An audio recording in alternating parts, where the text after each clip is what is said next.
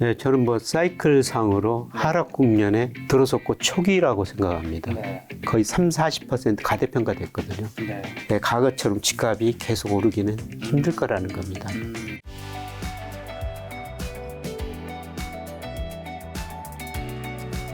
자, 아까 전에 한국은행 금리 인상에서 좀 연결된 이야기일 것 같은데요. 아무래도 금리 인상 한국에서 하는 데서 하게 되면 부동산 시장도 영향을 받을 텐데, 일단은 최근 부동산 시장 수도권 기준 현재 상황 교수님이 좀 어떻게 점검하고 계신가요? 굉장히 좀 요즘 분위기 더 안 좋아졌죠.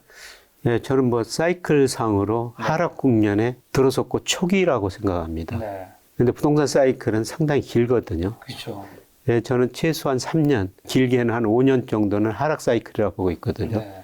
부동산 지금 가격을 떨어뜨리는 게 네. 주가가 집값에 선행합니다. 네. 주가가 먼저 떨어졌고요. 그 다음에 가계 대출금리 지금 급등했지 않습니까? 네. 예, 그리고 우리 정책 당국이 그동안 그 금융 불균형이 너무 심화됐다. 이걸 해소해야 된다. 예, 그래서 한국은행 금리 올리고 그 다음에 뭐 금융위원회 같은데 금융감독위원회 같은 대출을 규제했지 않습니까? 네. 그런 것들이 집값 하락 요인이 됐고요. 네. 근데 집값을 결정하는 가장 중요한 요소가 경기입니다. 경기. 예, 근데 앞서 계속 말씀드렸습니다만은 이제 경기가 나빠지기 시작했다는 거죠. 그래서 이 사이클이 좀 오래 가리라고 보고 있고요. 네. 제가 올 3월 달에 뭐 어떤 한 많이 보는 일간신문하고 뭐 인터뷰를 했었는데요. 네. 예, 그때는 제가 그 대세 하락을 주장했고 네. 다른 전문가들은 대세 상승을 주장했는데요. 아. 예, 그런데 그 기자가 최근에 저한테 다시 와가지고 이야기를 하는데 네.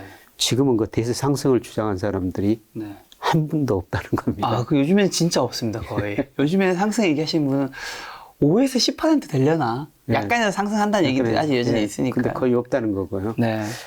네, 그래서 제가 앞으로 금리가 떨어질 것이다 이런 이야기를 했더니 그 기자분이 금리가 떨어지면 집값이 오를 거 아니냐. 네네네. 네, 그래서 그때 다시 한번 논쟁을 해보자. 금리 떨어지고 나면은. 네. 네, 저는 근데 뭐 자산 가격을 결정하는 게 금리보다 더 중요한 게 기업이익이고 경기라고 보고 있거든요. 네. 뭐 금리 떨어진 것보다 기업이익 증가율이 더 낮아지면 주가도 떨어질 수밖에 없고요. 네. 경기가 나빠지면 집값도 더 떨어질 수밖에 없습니다. 네. 네, 그래서 앞으로 금리가 하락하면은 또 부동산 논쟁이 아주 심화될 텐데요. 뭐 그때 다시 한번 그 생각을 해봐야 될 것 같습니다. 교수님은 금리 인상을 멈추거나 좀 이제 금리 인하로 간다 하더라도 예. 그 이후 당분간은 부동산 집값이 떨어지기는 좀 쉽지 않다고 보시는. 집값이 오르기가 쉽지 않을 거라고 보고 있습니다. 예. 오르기가 쉽지 않아요. 예, 사이클 구해보니까요. 예, 집값 사이클이라는 게 예를 들어서 지난 정부에서요, 뭐 24번인가 네. 부동산 억제 정책을 했는데 집값 계속 올랐어요. 그렇죠, 그렇죠. 근데 이번 윤석열 정부에서는 계속 지금 규제 하나 하고 있지 않습니까? 네. 근데 건설교통부 장관인가? 원희룡 장관님. 예. 그분이 저번에 한 신문하고 인터뷰하면서 PIR 가지고 이야기하더라고요. 네. 이 PIR이라는 것은 뭐냐면은 서울의 그 중간가구 소득을 가진 사람이 서울 집을 사기에 몇 년이나 걸린 것인가. 네.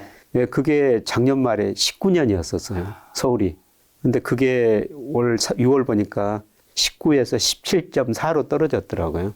예, 소득은 조금 오르고 이제 집값이 떨어지니까요. 근데 그게 이제 장기 평균이 한 11배 정도 돼요. 예, 그래서 그분이 그거 이야기하니까 그 신문에서는 뭐 집값이 30~40% 더 떨어질 거라고 그분이 이야기했다.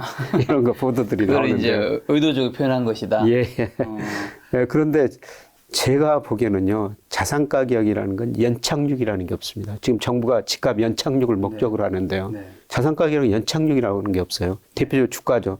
주가가 작년 4월 달에 일평균 수출 금액에 비해서 40% 가대평가됐는데 올 9월에는 22% 가소평가됐어요. 집값도 마찬가지라는 거. 올라갈 때는 펀더멘탈 가대평가하고 떨어질 때는 가소평가해버린다는 거죠. 네.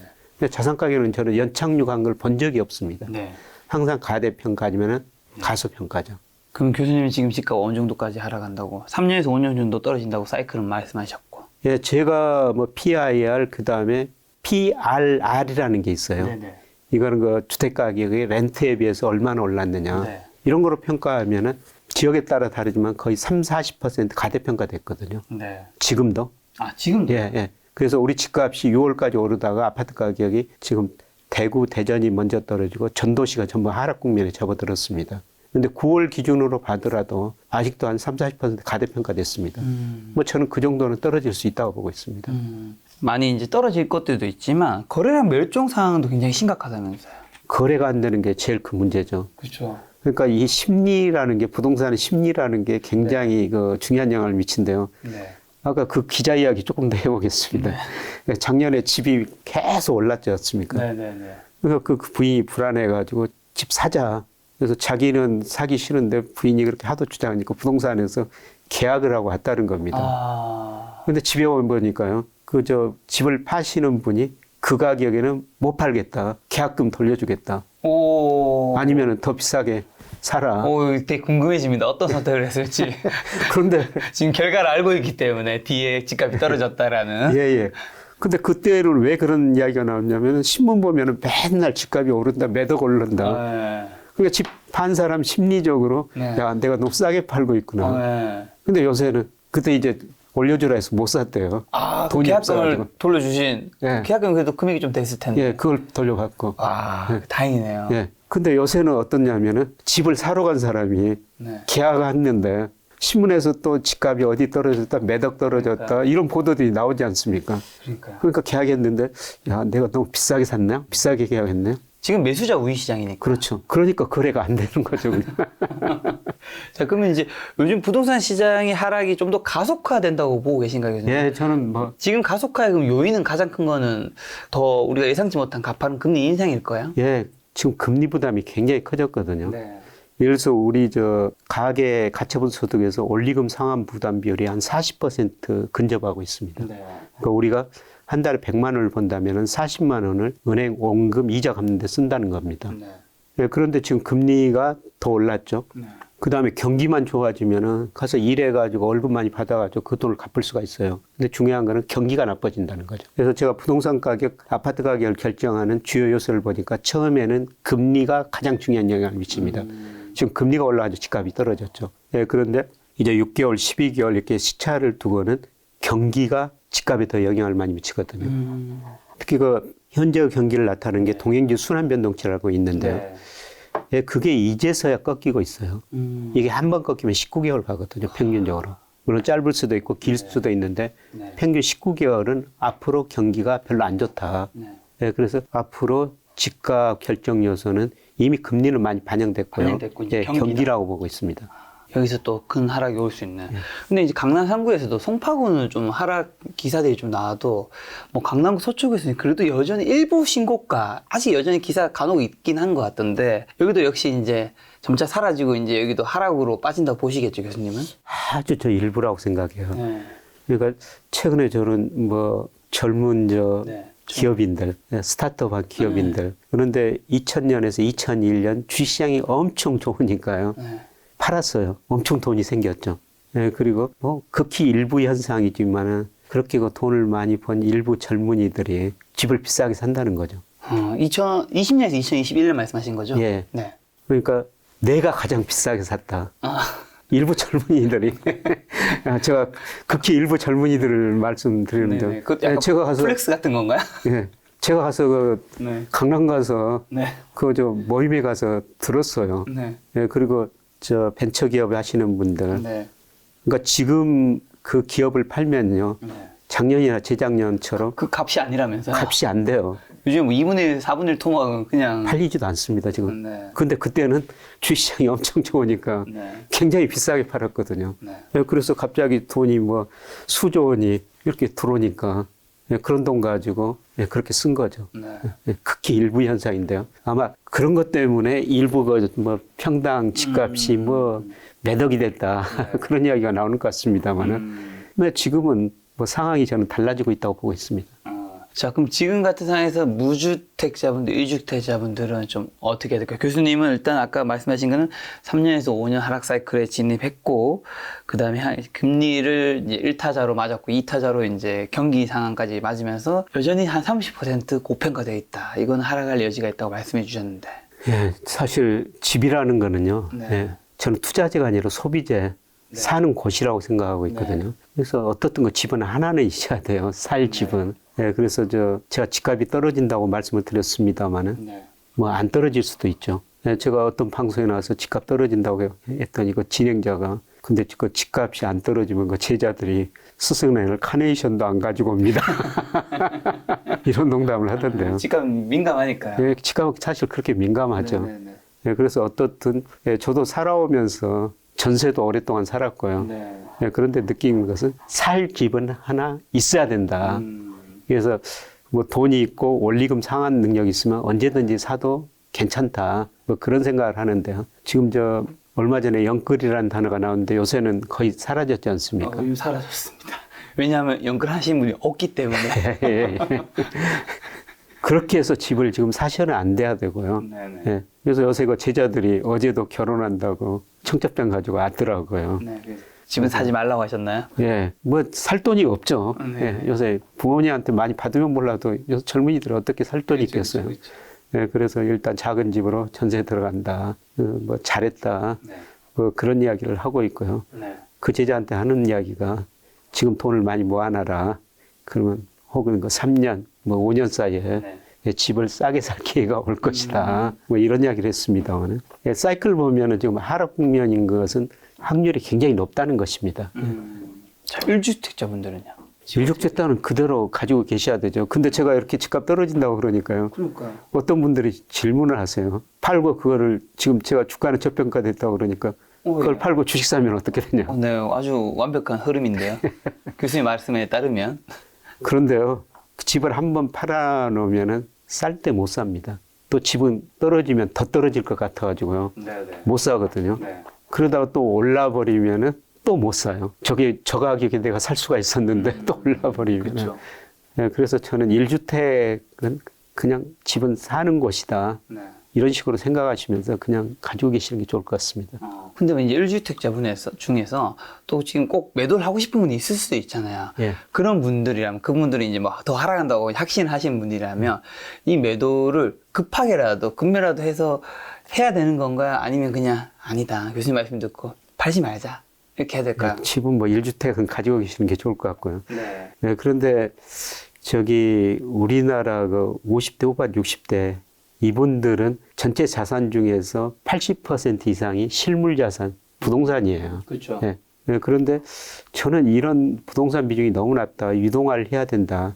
그래서 굉장히 좋은 제도가 주택연금이라는 제도가 있지 않습니까? 네네네. 저는 보다 그 직설적으로 말씀드리면 주택연금 가입하시면 집에 따라가지고 다르지만 매달 그 몇백만 원 나오거든요. 네.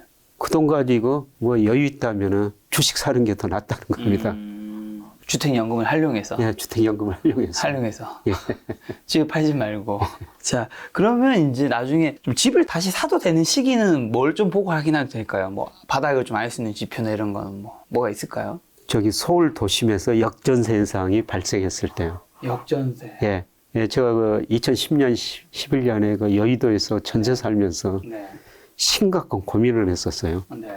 혹시라도 이 아파트 가격이 전세 가격 밑으로 떨어져가지고 제가 전세금을 돌려받지 못할까 네. 심각하게 고민했거든요. 네. 그때 서울 아파트 가격이 지역에 따라 차이가 있지만 거의 30~40% 떨어졌어요. 네. 그 아파트 굉장히 신축하고 좋은 아파트인데요. 그렇게 떨어졌거든요. 네. 그런 이야기가 많이 나올 때요.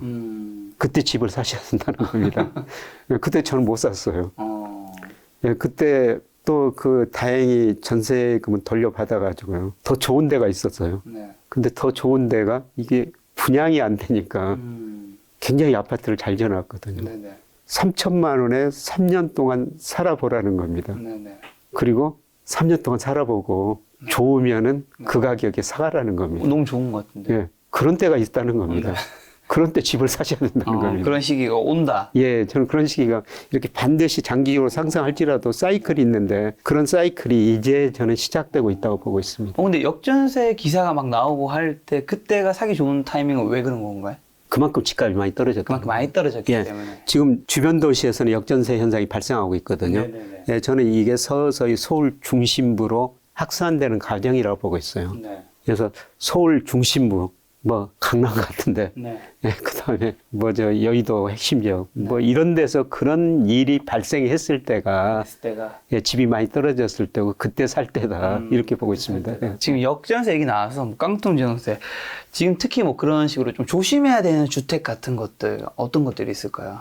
지금은 저는 뭐 강남 불패라고 그러는데요. 네네. 이게 떨어질 때는 강남이 가고 보면 더 많이 떨어져요. 하락률이. 네. 왜냐면 이렇게 공급이 비탄력적이니까 수요에 따라 가지고 수요가 위축되면은 많이 떨어져 버리거든요. 네. 그리고 사실 그 주변 도시 같은데 그동안 유동성이 풍부해가지고 투기적 자금이 많이 들어가지고 거품이 발생한 거죠. 그 거품이 꺼지는 과정이고요. 네. 근데 주식하고 부동산하고 다른 것은 주식은 유동성이 굉장히 높다는 겁니다. 그냥 손해봤어도 그냥 내일이라도 팔 수가 있어요. 그렇죠. 그런데 집이라는 거는 안 되잖아요. 그 유동성이 굉장히 팔고 싶을 때 팔 수 없는 집이라는 것이죠.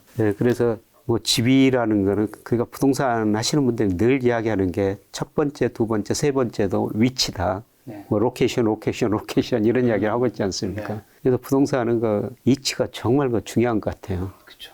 근데 위치가 그래서 부동산인 거잖아요. 그 위치가 근데 늘 변하거든요. 네.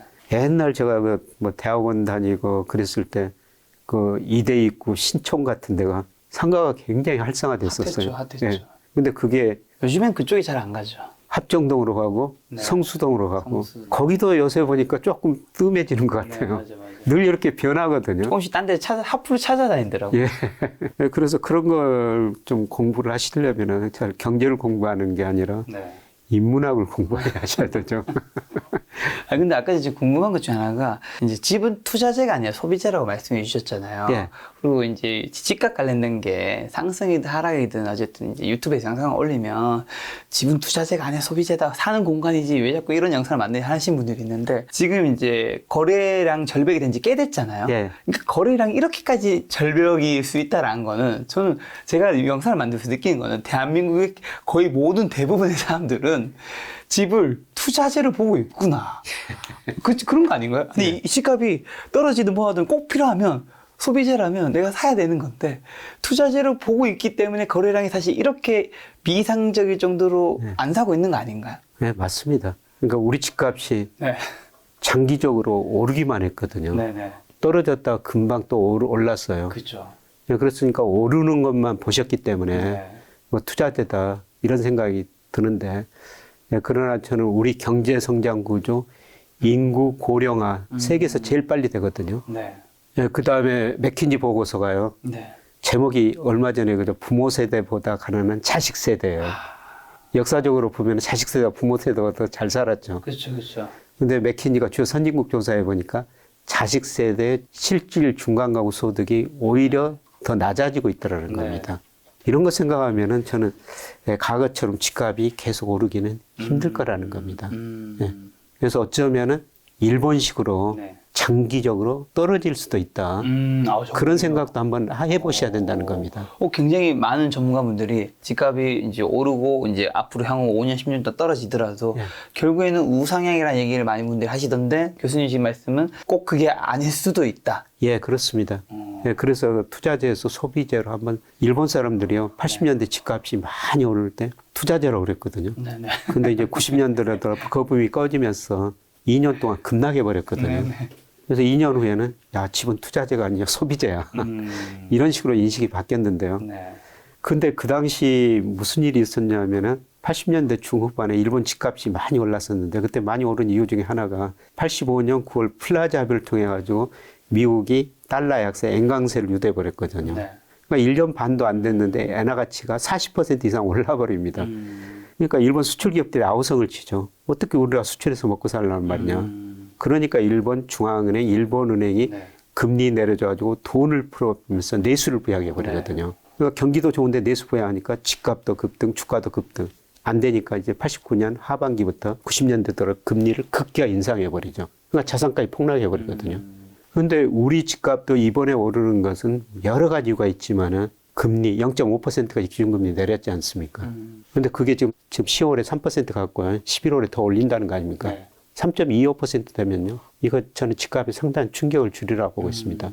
그리고 우리 인구 구조는 일본보다도 더 빨리 고령화가 되고 있죠. 네, 그동안 사실 많은 사람들이 저도 그렇게 주장했습니다만은 뭐 2010년 이후에 우리가 일본식으로 가지 않느냐. 지난 10년간 집값이 많이 오르다 보니까 이런 주장을 한 사람이 다 지금 죽어 있어요. 네, 그런데 저는 그 시기가 다 이제 돌아야 하지 않느냐.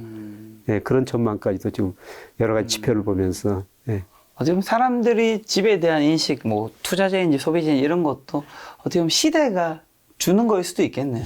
예, 그렇습니다. 사람들이 일부러 그런 생각 하려고 했다기보다 예. 계속 우상향할 때는 아, 집은 투자재구나. 예, 예. 지금이 좀 많이 떨어지고 할 때는 예. 아, 집은 소비재다. 그런 부분도 있겠네요.